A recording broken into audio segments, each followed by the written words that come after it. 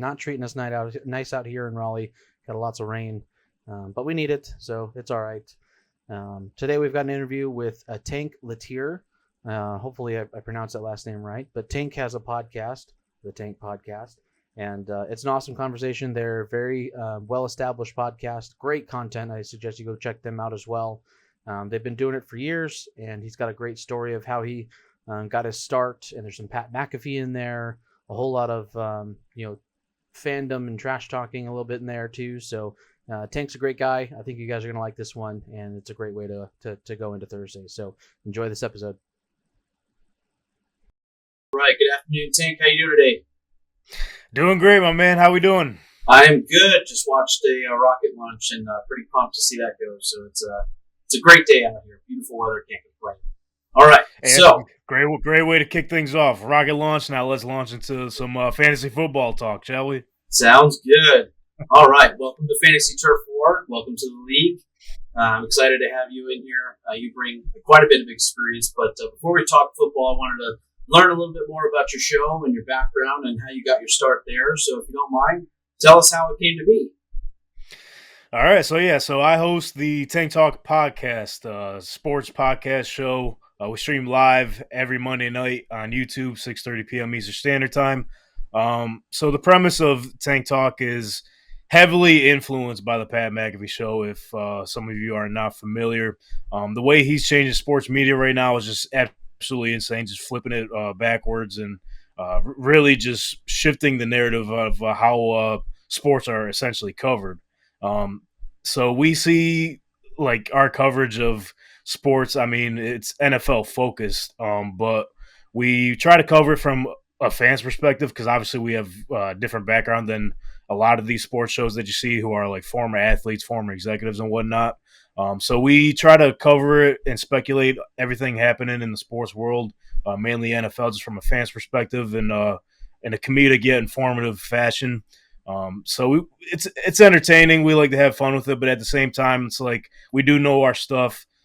So we pretty much present that with our personalities and characteristics.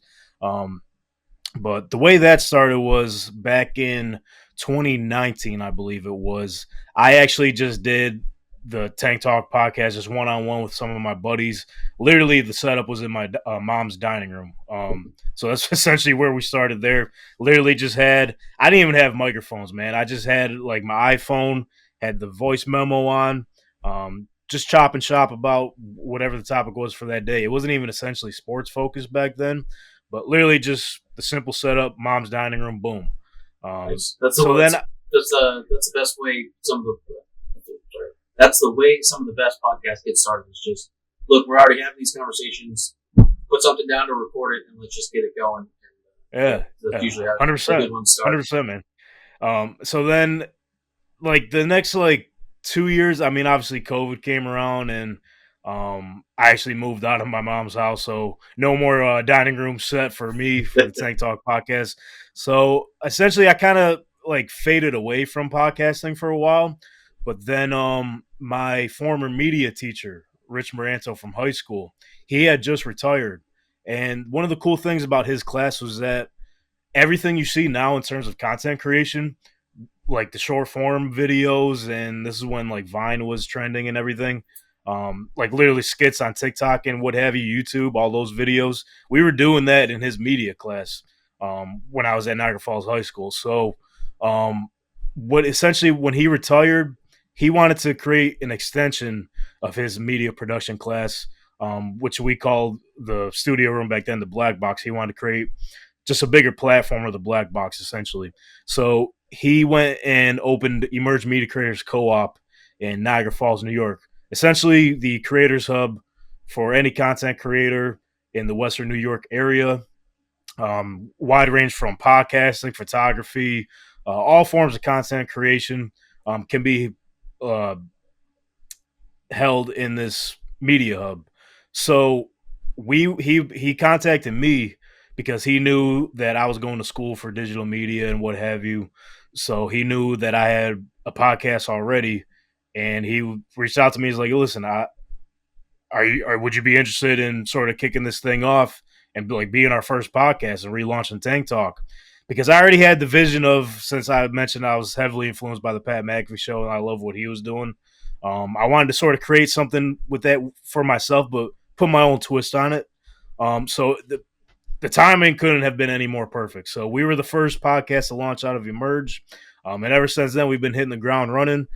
Today, actually this week, we're celebrating our 2-year anniversary with the Tank Talk podcast and Emerge as a whole. Because literally as soon as – appreciate that. Thank you. It's a lot of hard work and dedication. So, like I always say that you need to start somewhere. Like I just mentioned, simple setup, iPhone, laptop, camera, boom.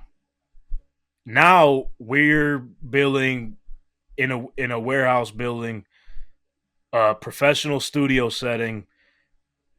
It's top of the line, man. It's pretty impressive to see like how our hard work has paid off in such a short period of time, and how much growth we've had since then. And obviously, you can't have a successful podcast without people wanting to listen in, and even people hate listen all the time. We get it all the time. It's just sort of comes hand to hand when it comes to like sports broadcasting. A lot of people aren't going to like what you say, but it's all content is content, man. That's what I'm saying. So I mean, yeah, I mean we've had a hell of a time. It's me, my brother Brennan as my co-host. Donnie McCoy's my other co-host, a good friend of mine since high school. Rich Moranto kicked things off to produce the show for us, but now we're having my younger brother Anthony step in for him when he's not able to, because Rich Moranto's a workhorse, man. Like he's literally built everything from the ground up. Like I always joke with him, like he's working more now than he was during his 30-year career teaching. So I try to give him some time off, bringing my little brother Anthony in to step in for him at times. So yeah, man, I mean, we're having a hell of a time. Just covering sports in a comedic yet informative fashion, man. Sounds good. Yeah, it's Pat McAfee definitely echo the sentiments of he's kind of changing the shape of how sports news is done, and definitely say that we're looking at that as inspiration for us as well over here at Fantasy Turf War. So I think we're in good company there. I do have to ask this. So where does the name Tank come from, or what's the story behind that? So when I was in middle school, we used to play like street hockey. Just a few of my buddies, just, meet up, street hockey, whatever. So they had me in net the one day, and literally I was just on fire, dude. You would have thought I was just Ryan Miller Jr. out there, just stopping everything. Dominic Hasser, you name it. No, didn't let up a goal at all that day. Nice. So my buddy just goes, "You're stopping everything back there, man. You're just like a tank." Just stuck ever since then. Right there and then. Like, literally all my family members started calling me Tank. School teachers started calling me Tank. A lot of people don't even know my real name, to be honest with you. So, like, oh, hey, Tank. And then they'll hear something, like my fiance, for example, she, like all her friends, like, hey, how's Tank doing? She's like, oh, Jacob's doing good. Who's Jacob? Like, what the hell is it? So I wasn't going to say it. I was like, oh, I knew it. yeah, right. So yeah, it's really funny how it stuck. So shout out to DeMarco Bones, man. He was the one that gave me the name and essentially my brand. You know what I mean? So it's cool. It's pretty cool story. And before we move on I just want to share a quick story about Pat McAfee as well. So sure.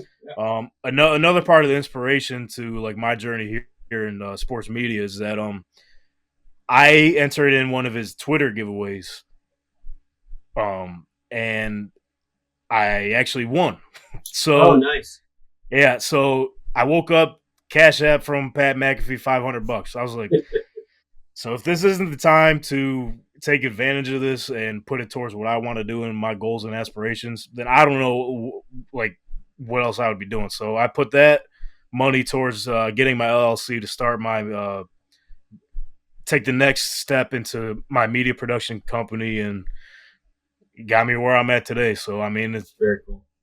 Not only was he an inspiration, he essentially had a hand in helping build this thing up too. So, that's very appreciative of that. Yeah, that's a cool story. Yeah. And maybe one day we'll be able to get him on and have him do another one. Yeah, seriously. It's Fantasy Turf War, $500 to everybody. Yeah. That'd be great. All right. So I think that's an awesome story. I think you're in good company here. Let's go and shift gears here a little bit and let's talk shop. Fantasy Turf War, 64 teams. That's no joke. That's some serious. That's what we're here for, man. That's what we're here for. Yeah. So, we got a lot of different backgrounds that come into the league, and that's intentional. We want people to come from diverse backgrounds and all sorts of places. But you are well within the industry, and this is right up your alley. And you also bring 13 years of experience. But the real question is, how many championships are under your belt? So I got to say, Cory, not too many. For the years I've been playing, for 13 years, I think I've only come away with one or two.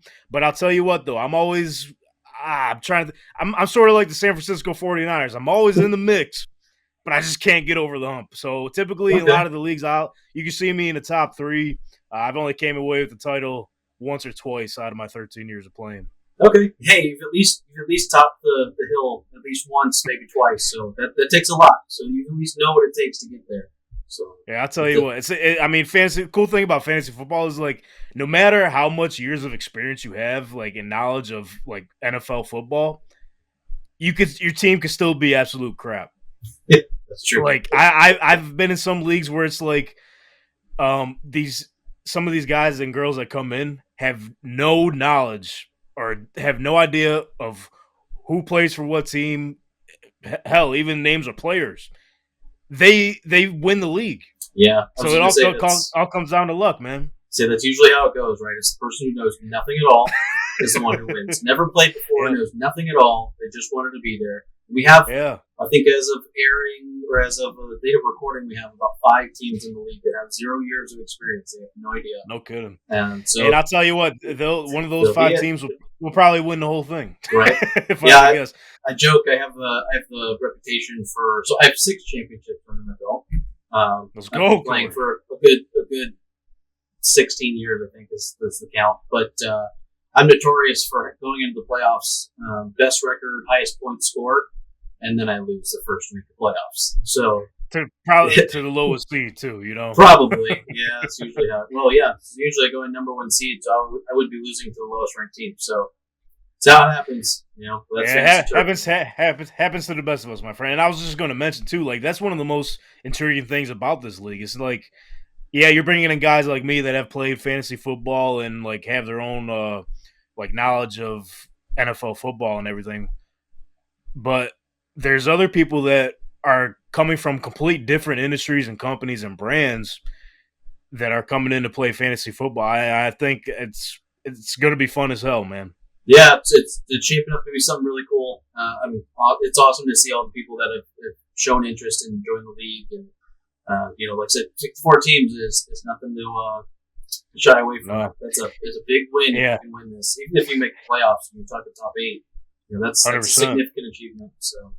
Yeah. And even that puts more pressure on me because okay, I'm in this every single day. I'm locked in. I gotta show up and show out, man. I gotta show them why I have my own football show and everything. So yeah, it puts pressure on me for sure. Yeah. No pressure on me though.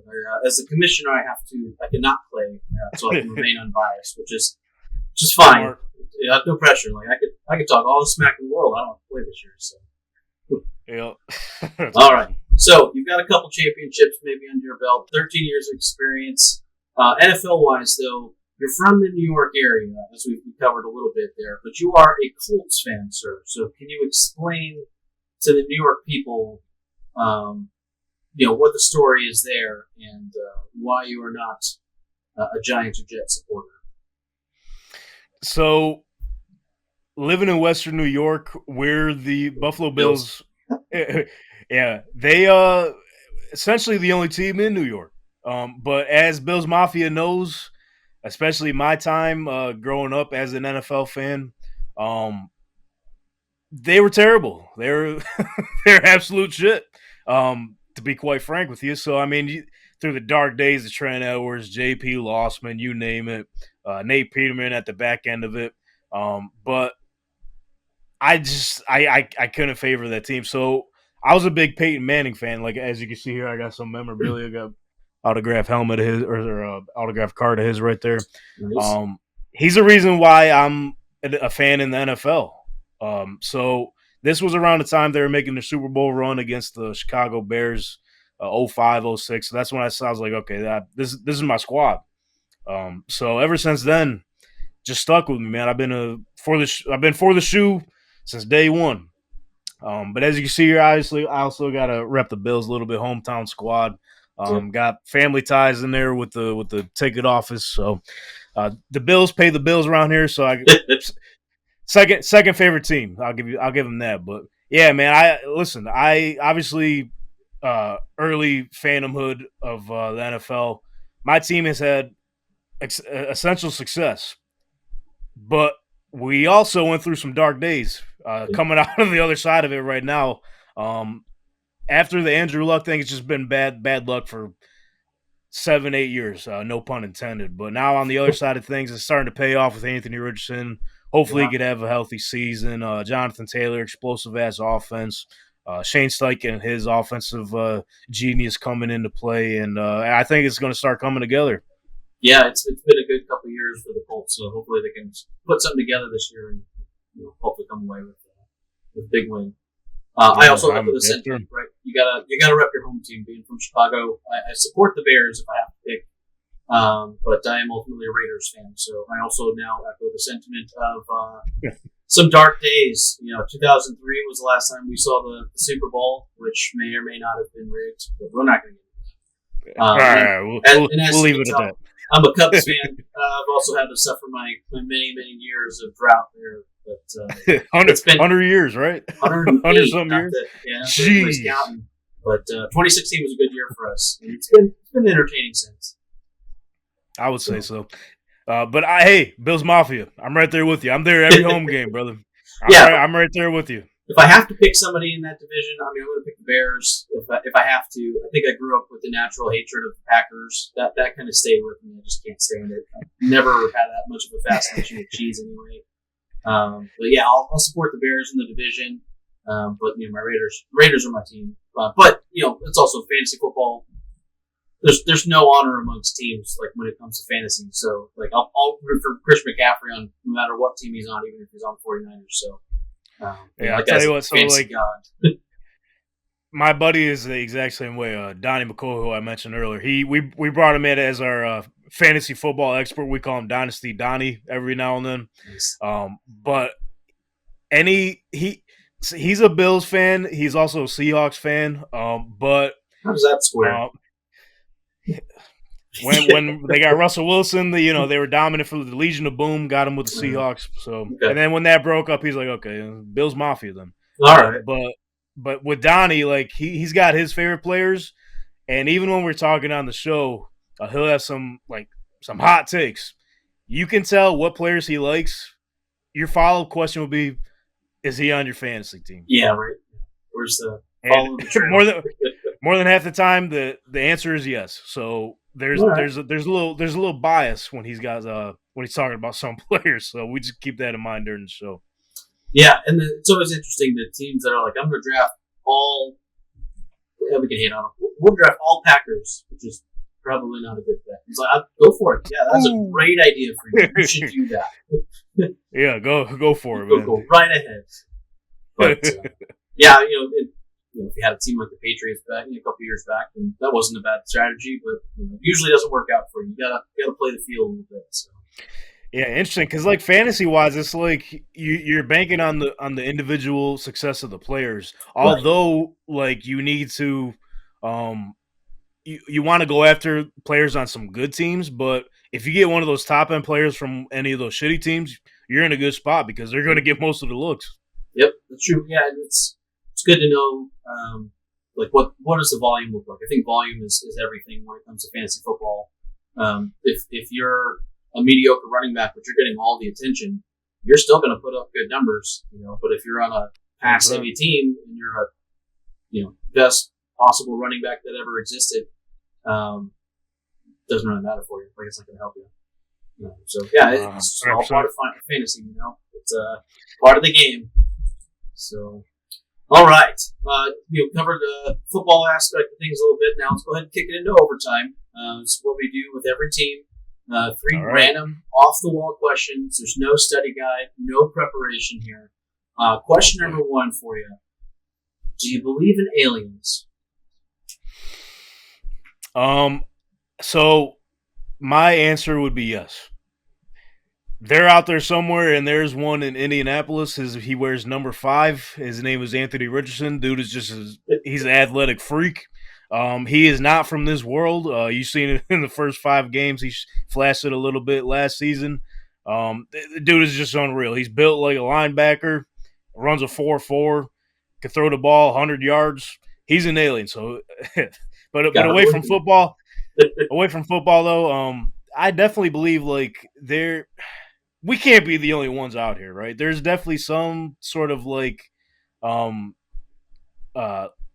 guess you could say living objects out in the universe somewhere. I just don't believe we're the only ones. It's tough to believe. It's a good answer. I think a lot of the teams have said something very similar. Yeah, all good. All right, question number 2. What is the most unusual item in your office, and what is the story behind it? And unusual is whatever definition you want. Okay, I'm looking around right now as I'm sitting in here now. The most unusual. I don't know. Everything is pretty common over here. I mean, your typical sports memorabilia. Okay, I guess right behind me here, just off the top of my head. So, obviously, living in Buffalo, the only baseball team we have is the Buffalo Bisons. So I think for 2 seasons I had essentially like season tickets through like a family friend or whatever. So we would go me and my buddy Dylan, we would almost go like almost every night back when we were in high school. So we sort of got to know like some of the staff around the stadium and everything. So there was word going around that Larry the Peanut guy was going to be retiring. And every time we go see it, we go, Larry, walk by Larry. He'd be like, yeah, let's go. So one of the last games of the season, I had actually I caught a foul ball. So I had a marker. I'm like, you know what? I got to go get Larry's autograph, man. So my man, literally Larry the Peanut Man. Nice. Hey, that's pretty autograph cool. Ball right there. So shout out Larry, man. I think I want to say he came out of retirement, so the bastard lied to us. Yeah. Pull the Michael Jordan on you. Huh? Yeah. But Larry, if you're out there listening, man, keep slinging those peanuts, boy. Let's go.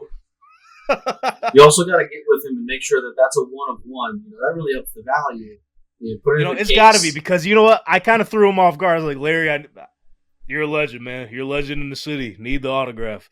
So if I had to assume, that's 1 of 1. So now that I think about it, it probably needs to be cased up.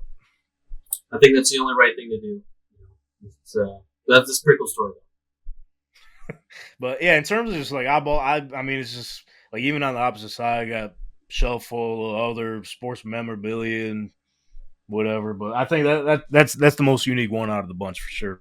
Yeah, it's a good one. Yeah, we've had some weird things come across on the interviews. I joke on it in every one, but there's some stolen goods were shown, and yeah, it's. Oh no! it's a good story, and it wasn't really stolen goods. Someone basically let them have it, but it was kind of stolen. In a way, yeah. Yeah. So I guess I can flip the interview on my side now. So I got a question for you. Out of everything out of all those answers that everyone shared with you, which one is the oddest out of the bunch? I had an abstract answer in that the most unusual thing was their mind, and that was a very good answer, especially given. Yo, that's next level. Yeah, they might be an alien. They might be one of those aliens. When you see the interview, you'll understand. Like, that is a very good call to make on that one. But so that was an interesting answer. I thought it was very insightful, and it was fast too. Like, they were quick with it. I never would have thought that would have came up. The stolen goods story, it was he stormed the field at a college game and went to go grab I think it was the quarterback's helmet, and the quarterback more or less caught him, but like let him have it because they didn't care. Must have been leaving after that season. Yeah, it was like technically you stole it, but they kind of just let you have it, so it wasn't. So it's like, but it makes a good story if it was stolen. But yeah, a lot of sports memorabilia stuff. A lot of Disney, so some like collectible things, like people just collect random things in the world. So a lot of those things show up, but those are probably my top two. That's awesome. The mind is next level. That's great. Yeah, I was surprised about how quickly they came back with it. And you're probably sitting there like, I was like, sweet. Now that I'm thinking, I think it was my first interview that we did, so it was a little awkward. So we never asked the questions of the teams yet, but you spoiler alert, this is recorded. So it's like you interview these all with the mindset of, we ask all the teams these questions, but the first team was the first team. So you're not sure how they're going to react to that stuff. And the answer to your mind. I was like, that's deep. I was like, I did not think I was the first person up. You think they're going to be like, here's my stuffed dog or something like that, whatever it is. Oh yeah, cute, yeah. I was like, wow, it's all right. That was interesting. The helmet thing threw me off guard because I was like, you kind of just confessed to doing it on air. I was like, do I need to edit this out? And you know that this is going to be but he put it in a way that I think is fun. I think it's been long since that it happened. So I'm sure the statute is gone. Hopefully, I'm sure his lawyer's going to call me now and be like, hey, we need to take that down. Hey, we've been missing a helmet for a couple seasons now. Number 15 is helmetless. Jeez. It's not really a problem. You just keep getting all these concussions. It kind of needs it. Yeah, that's funny shit, man. Yeah. So yeah, it's been good. It's been good hearing all the backgrounds from the teams and kind of how they got their start. A lot of the podcast content creation started like you did, where it was I was already having this conversation, so I just threw a recording device down, and it stemmed into this giant thing. And I think that's a really good way to start for people, because you're making content because you want to and because you naturally feel something for it, and you're not forcing it. It's not, I've got to have a script that says I got to cover these things today. You have a passion, and the passion's already instilled there, and I think those are what makes the teams the most successful. So I think that's a good way to start. It's all natural too. So it's like, for us, just to give everyone like a peek behind the curtains of the Tank Talk podcast, we have absolutely nothing prepped. Everything is organic, man. Like we do have like a shared like notes file on our notes app or whatever of just like pinpoint of idea what we of topics we want to touch on. Anything other than that is free game. Like I think the most authentic and relatable podcasts or shows, it could be about anything, are the ones that are just free and organic, man. Just honest with yourself and what you're really thinking on the spot. Yeah, and you can tell the audience can tell 100%. It comes through when you're just having a natural conversation and when it's relatively scripted. Like for us, we have an outline of like things that we want to cover. But it's other than that, it's like you fill that box in however you want to fill it in. It's just we gotta go from A to B, and that's it. Yeah, like at the end of the day, you're presenting you in your mind alone. So it's like, why try to be someone you're not with a robotic script? Because like even just if I was to come talk to you today just for this interview, my name is Hank Littere, and I have done this throughout my whole career, this and that. This is why I play fantasy. You know what I mean? It's just like it's not interesting. Yep, that's a good point. And that's something that we're trying to bring to our stuff too here at the show is real people, real opinions, real takes. Like it's not no one's dressed up in suits. Like I've got a backwards hat on. Like it's just real people with real opinions from real fantasy perspectives. Like we've got people who are in the medical background or they're UFO researchers in the background. It's like people come from all over. They're going to have different takes on things, and that's what we want to capture. We don't want not any disrespect to any of them because it's good for them and good content too. But like I'm not a former athlete who's wearing a nice fancy suit and talking from a nice big studio thing. I was like, I wish it was, that'd be cool, but I'm not. That would be sweet. So I think that's what we're trying to do here, just a natural fantasy conversation that just happens to bring in all these other people, and it's been fun getting everyone together. But it's like, you ever run any like races, like 5K, half marathon, anything like that? No, I have not. Okay. Probably So never will. I'll be honest. one of the things that happens is like you finish the race and you're like, man, that was so awesome. I'm going to do it again next year. And then the next year comes around and you're like, why did I say I was going to do this again? And Yep. this is the 7th year doing this format of league where we have this just massive league like this. The first year that's been public. And I always forget the coordination that goes into the 64 teams. It's just a nightmare sometimes.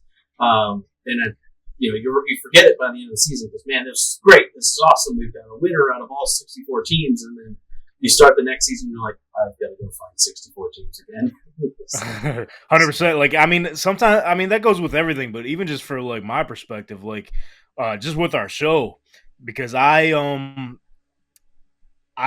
like run the social media platforms, edit all the content and everything, and pretty much set up the production before we do the show. So it's like you get through it and one bad thing happens, right? And it kind of just sets you off. It's like, why am I doing this? Like, why am I putting all this stress on myself? But like at the end of the day, like even this week, like I put together like a best moments of the Tank Talk podcast season 2 or whatever video that's coming out this week, and it's like you're looking back at it and see how far you've come and how much you've grown, and it's like, man, it's really putting in perspective. Like everything's starting to like pay off in a way, and you feel good about it. So it's like putting yourself through those hardships.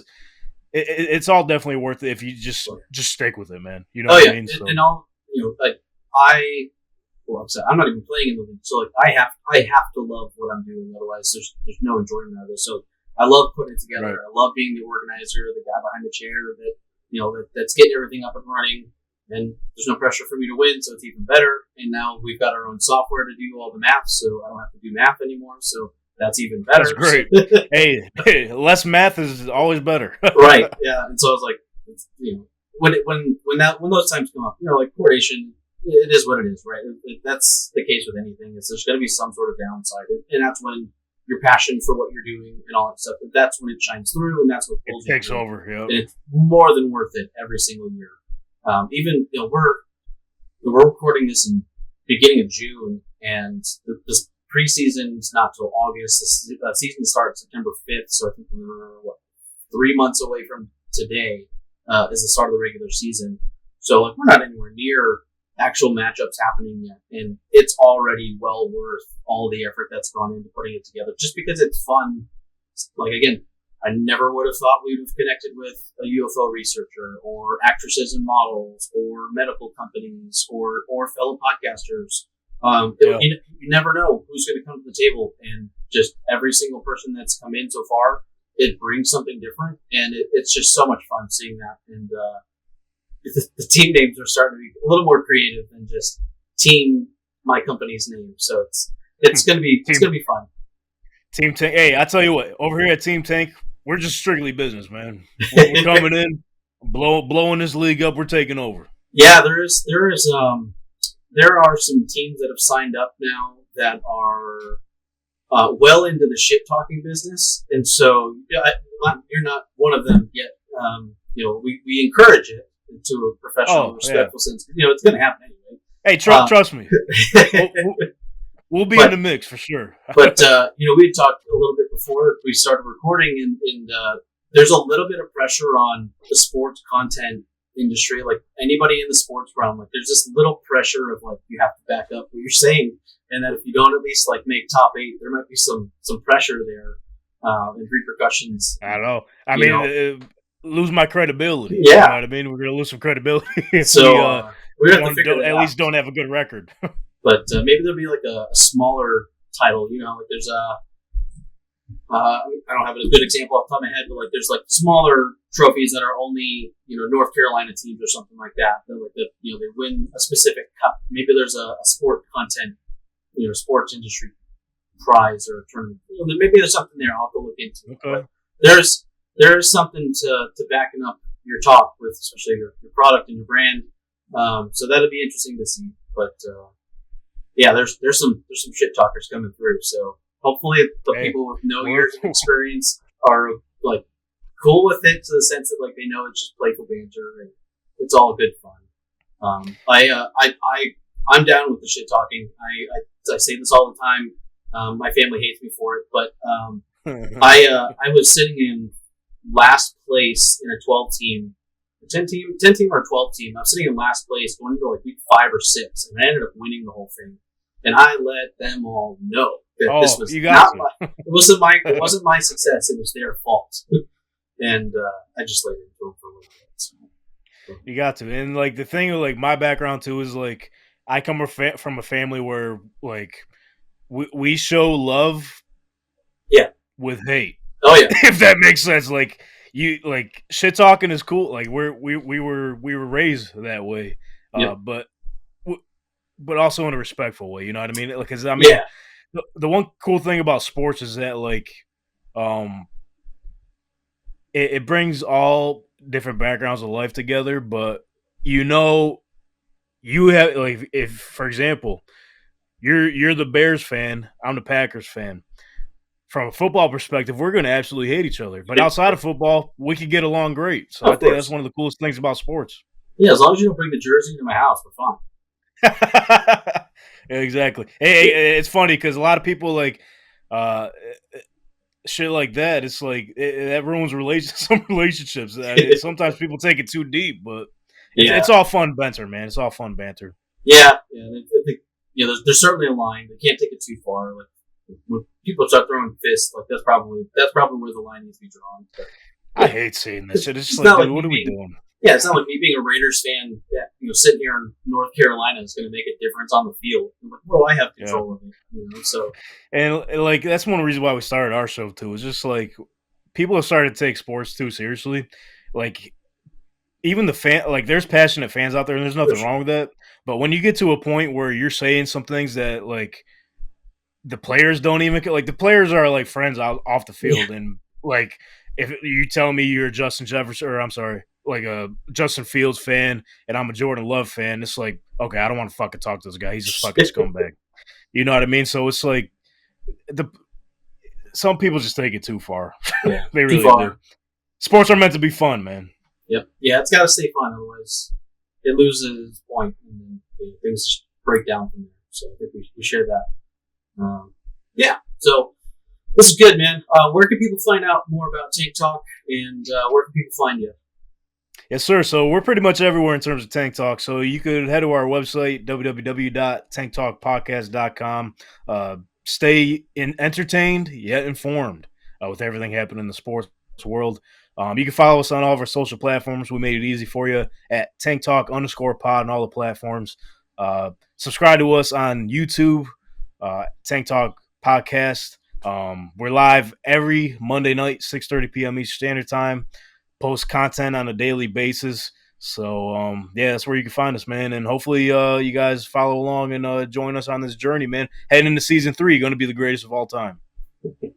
Sounds good. And I hope we'll make sure to link everything in the show notes. And I mean this when I say it. I think you are in a good shape for success for this year when you've got that much experience and you do it for a living. You've come with the knowledge. It's more about the opportunity, we'll see. But I wish you the best in the league. I do tell every team that, but I really mean it for you. Wish you the best, and hopefully we at least see you in the playoffs there. Appreciate that, Cory. And like even you said, I appreciate your kind words there. But now there's more pressure on me because now that we know there's some teams coming in the league with no experience, so now I got to double up on my fantasy research and figure out once the news comes out where we're picking with the draft orders and everything. So, going to step my game up, man. Yeah, so you're on the upper end of the spectrum. There are some with zero experience, but there's also some 27, 30 years experience there too. So like they have equal amount of pressure. Like you have been around long enough, like back in the paper days. So like there's pressure on them too. So we'll see. Hopefully they can't. Hopefully they have trouble loading up the app and everything. Yeah, right. They're so used to the paper. What do you mean you got custom software? What is software? What do you mean the files are in the computer? I don't get this. Oh, when do I mail you my team? Awesome. Man. But hey, Cory, I'm looking forward to it. This is a cool ass opportunity. Not even just for guys like myself already in the industry, but for other creators and other people in different industries coming together, play fantasy football just to show their personality and promote not only themselves but what they're representing in the league as a whole. So looking forward to this season, man. Yeah, it should be something cool, and if nothing else, it'd be entertaining for all of us involved, and hopefully people at home find something entertaining as well, and they keep coming back. So, look forward to it. It's been awesome, Tank. I wish you the best, and we'll see you probably when it comes draft time. All right, awesome. Looking forward to it, man. Take it easy. Take it easy. Have a good one. You too now.